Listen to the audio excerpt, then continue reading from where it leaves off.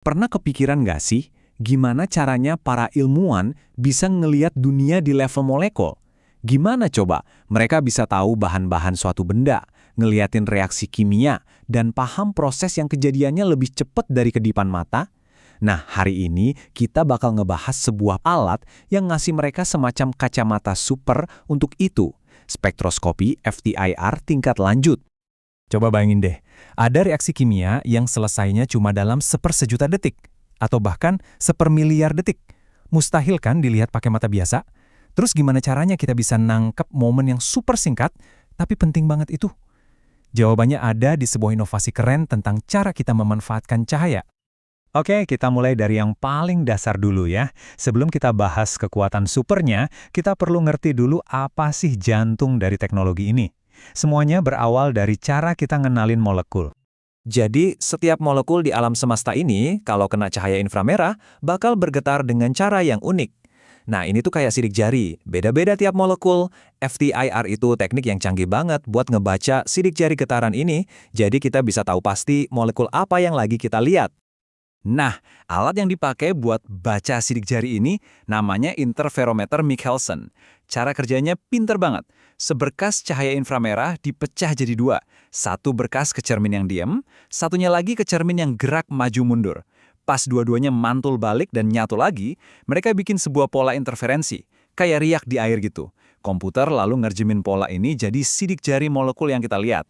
Metode yang barusan kita bahas itu oke banget, tapi buat sampel yang diam aja.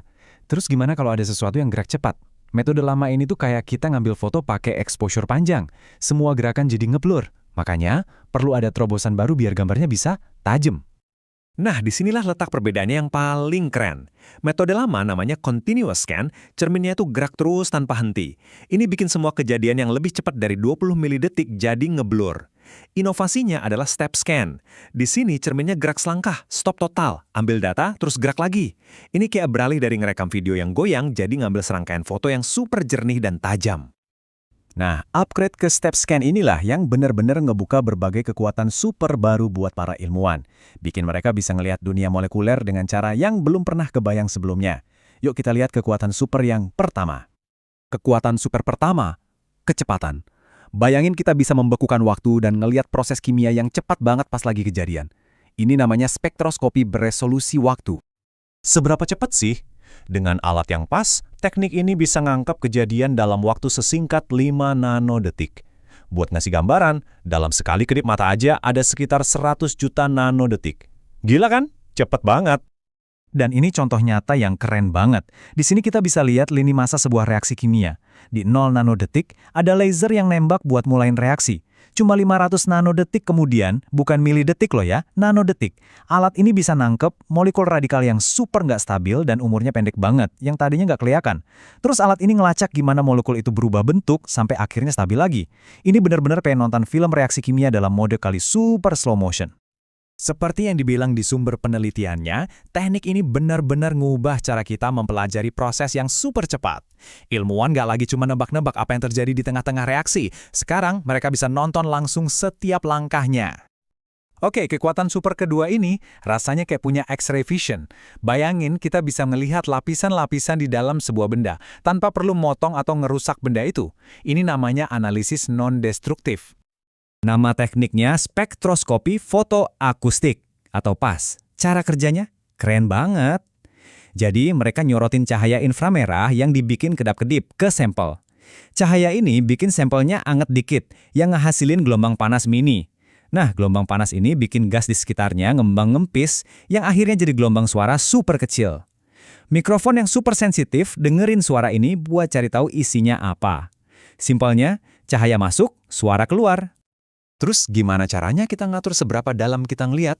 Rahasianya ada di frekuensi modulasi atau seberapa cepat kita bikin cahayanya kedap-kedip.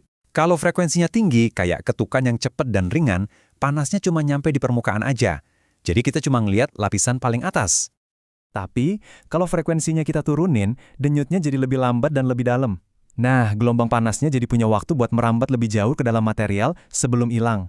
Jadi, frekuensi rendah bikin kita bisa dengerin sinyal dari lapisan yang lebih dalam. Coba dilihat data beneran dari sampel polimer ini. Di 800 Hz, kita cuma bisa ngelihat sedalam 6 mikrometer. Itu permukaannya. Tapi, pas frekuensinya diturunin ke 50 Hz, kita bisa nembus sampai 25 mikrometer. Cuma dengan muter satu tombol, ilmuwan bisa mengupas lapisan-lapisan material tanpa perlu nyentuh sama sekali. Oke, kekuatan super kita yang terakhir ini soal ngelihat sesuatu yang tipis banget. Saking tipisnya hampir kayak nggak ada. Lapisan yang tebalnya cuma beberapa molekul atau bahkan cuma satu lapis molekul. Nama tekniknya PMIRRS. Ini emang didesain khusus buat menganalisis lapisan super tipis di permukaan yang mantulin cahaya. Kita ngomongin ketebalan nanometer loh, skala yang susah banget buat dibayangin. Gimana cara kerjanya? Ini semua soal fisika cahaya, namanya polarisasi.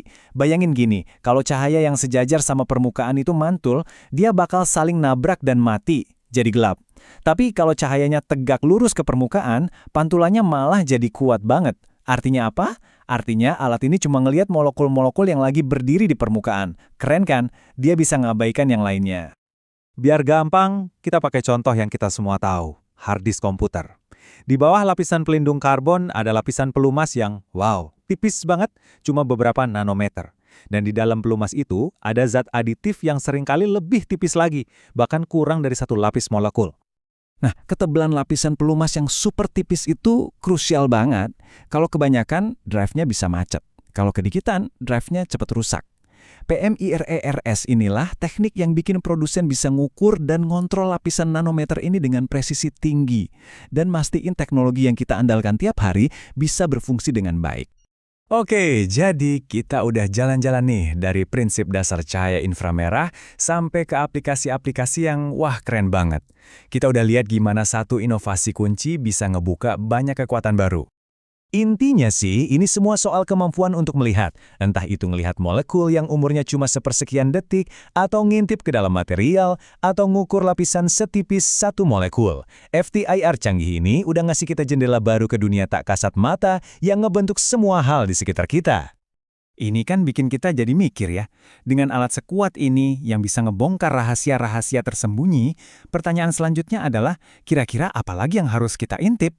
Misteri fundamental apa lagi yang sekarang akhirnya bisa kita pecahkan?